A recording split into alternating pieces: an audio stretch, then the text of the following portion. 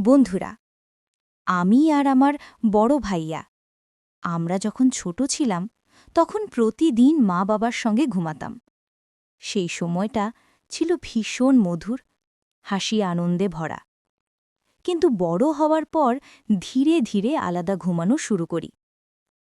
তবুও মাঝে মাঝে আমি এখনও মা বাবার সঙ্গে ঘুমাতে যাই, পুরনো দিনের মতো ভালো লাগার জন্য।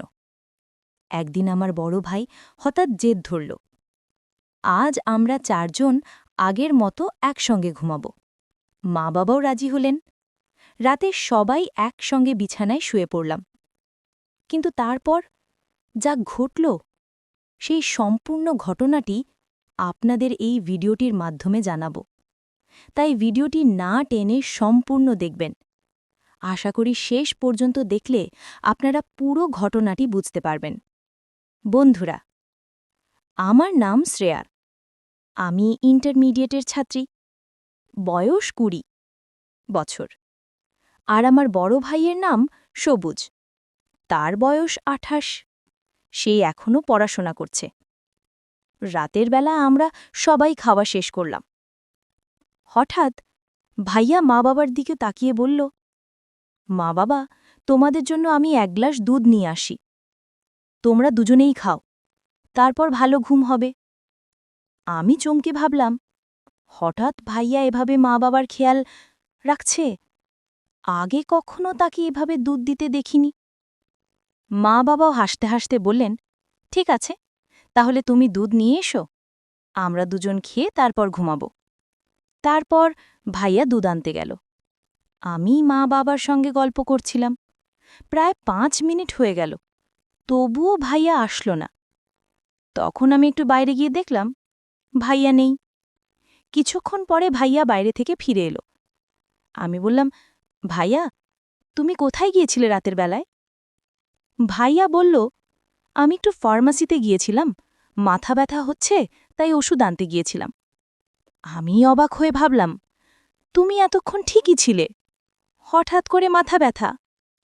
তারপর ভাইয়া বলল, শ্রেয়া, তুই ঘরে যা, আমি মা বাবার জন্য দুধ নিয়ে আসছি। তারপর ভাইয়া দুধ নিয়ে মা বাবা দুধ খেতে শুরু করলেন। আর দুধ খাবার সঙ্গে সঙ্গে তারা ধীরে ধীরে শান্ত হয়ে ঘুমিয়ে পড়লেন। আমি অবাক হয়ে দেখলাম কিভাবে এত দ্রুত তারা আরামদায়ক ঘুমে চলে গেল। রাতটা শান্ত এবং পরিবারের সঙ্গে কাটানো মুহূর্তগুলো আরও মধুর হয়ে উঠল। মা বাবা এক পাশে শান্তভাবে ঘুমিয়ে পড়লেন, আর আমাদের জন্য তাদের পাশে জায়গা রেখে দিয়েছিলেন। আমরা সেই পাশে ঘুমানোর জন্য প্রস্তুতি নিলাম, যেন আরামদায়কভাবে রাতটা কাটাতে পারি। ঘরের শান্তি আর পারিবারিক ভালোবাসা সত্যি রাতটাকে বিশেষ করে তুলেছিল। আমরা ধীরে ধীরে সেই পাশে শুয়ে পড়লাম। ঘরের বাতি মৃদু আলো ছড়াচ্ছিল, আর বাইরে রাতের শান্তি ঢুকছিল। ঠিক সেই সময় হঠাৎ মনে হল কিছু একটা এমন ঘটেছে যা আমরা আগে কখনো লক্ষ্য করিনি। আমরা সবাই একে অপরের দিকে তাকালাম, আর ওই ছোটখাটো অদ্ভুত অনুভূতিটা আমাদের কৌতূহল বাড়িয়ে দিল। ভাইয়া আমার পাশেই শুয়েছিল। আমরা একে অপরের দিকে তাকিয়ে কিছুক্ষণ নীরবভাবে বসে রইলাম। ঘরের শান্তি আর রাতে ভরা সেই মৃদু আলো যেন সবকিছু আরও রহস্যময় করে তুলছিল। ভাইয়ার চোখে সেই অদ্ভুত ভাব দেখে আমি কৌতূহল বোধ করলাম, সে কি কিছু ভাবছে, নাকি আমাদের দুজনের জন্য কিছু পরিকল্পনা করছে।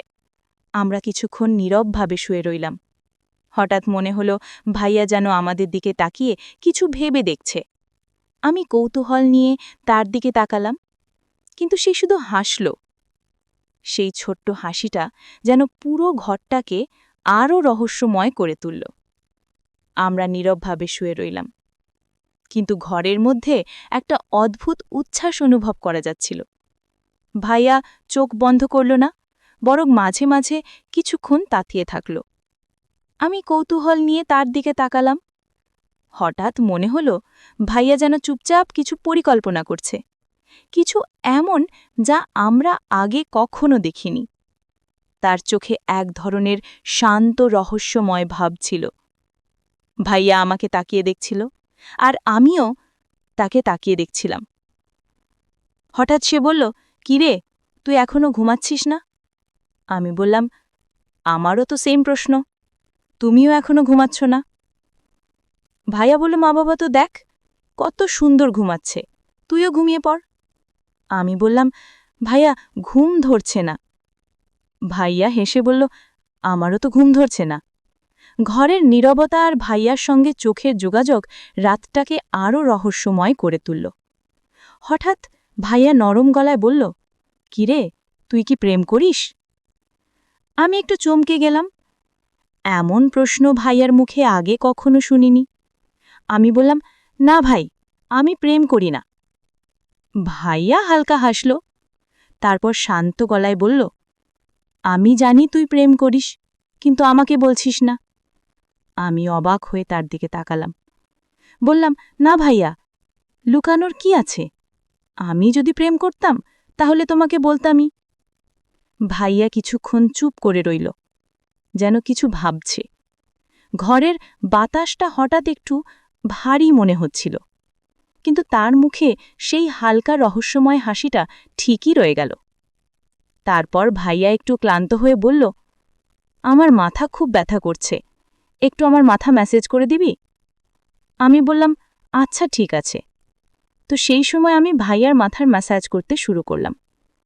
আস্তে আস্তে যত্ন সহকারে আমি তার মাথায় হাত বোলাচ্ছিলাম। মাথার নরম স্পর্শ আর ঘরের শান্তি রাতটাকে আরও আরামদায়ক এবং রহস্যময় করে তুলছিল। ভাইয়া চোখ বন্ধ করে একটু স্বস্তি অনুভব করল, আর আমি ধীরে ধীরে মৃদু হাসি দিয়ে তার মাথার ম্যাসাজ চালিয়ে যাচ্ছিলাম। ঘরের নীরবতা, বাতি থেকে পড়ে আসা হালকা আলো আর এই ছোট্ট মুহূর্ত আমাদের দুজনের মধ্যে এক অদ্ভুত শান্তি আর সান্ত্বনার অনুভূতি এনে দিচ্ছিল। তারপর আমি আস্তে আস্তে ভাইয়ার মাথার ম্যাসাজ করতে শুরু করলাম। তার মাথার নরম স্পর্শে যেন ঘরের সব শান্তি আরও গভীর হয়ে গেল। ঘরের বাতি থেকে পড়ে আসা হালকা আলো তার চোখের কোণে মৃদু ছায়া ফেলছিল, আর ঘরের নীরবতা যেন আমাদের চারপাশে একটি অদ্ভুত শক্তি তৈরি করছিল। ভাইয়া ধীরে ধীরে চোখ বন্ধ করল, কিন্তু মাঝে মাঝে তাকিয়ে দেখত যেন আমাকে কোনো নীরব বার্তা পাঠাচ্ছে। আমি তার চোখের দিকে তাকালাম, আর সেই নিঃশব্দ দৃষ্টিতে মনে হলো যেন সে শুধু আরাম অনুভব করছে না, বরং কিছু বলতে চাইছে, যা কথায় বলা সম্ভব নয়। ঘরের হালকা বাতাস তার চুলের ছোঁয়া মৃদু করে বয়ে যাচ্ছিল, আর আমার হাত ধীরে ধীরে তার মাথার উপর বুলাচ্ছিল। সেই স্পর্শে যেন রাতের সব রহস্য আমাদের চারপাশে ঘনীভূত হচ্ছিল। এক ধরনের শান্তি, এক ধরনের রহস্যমলিতা যা আগে কখনো অনুভব করিনি। আমরা দুজন নীরবভাবে শুয়ে রইলাম, কিন্তু সেই মুহূর্তে ঘরের প্রতিটি শব্দ, প্রতিটি ছায়া যেন আমাদের গল্প বলছিল। একটি গল্প যা শুধুই আমাদের, একটি মৃদু হাসি, একটি নীরব স্পর্শ আর সেই অদ্ভুত শান্তি। ভাইয়া হঠাৎ নিঃশব্দে বলল, "শ্রেয়া, রাতটা কেমন সুন্দর, তাই না?" আমি হেসে বললাম, "হ্যাঁ ভাই, আজকের রাতটা একেবারেই অন্যরকম।" ভাইয়া ধীরে ধীরে শ্বাস নিল, আর তার চোখে সেই মৃদু আনন্দের ছাপ ছিল। আমি বুঝতে পারছিলাম আজকের রাতটা শুধু ঘুমের রাত নয়, বরং এক ধরনের নীরব সম্পর্কের মুহূর্ত যা কথায় বলা সম্ভব নয়। তারপর ভাইয়া হঠাৎ হালকা কণ্ঠে বলল, "শ্রেয়া, জীবনে অনেক সময় আসে যখন শুধু অনুভব করাটাই যথেষ্ট।" আমি চুপ করে তার দিকে তাকালাম। ঘরের নীরবতা, বাতির হালকা আলো আর বাইরের হাওয়ার ঝাপটা সব মিলিয়ে যেন রাতটাকে আরও গভীর এবং রহস্যময় করে তুলছিল। আমি ধীরে ধীরে তার পাশে মাথা হেলালাম, আর সেই হালকা হাসল।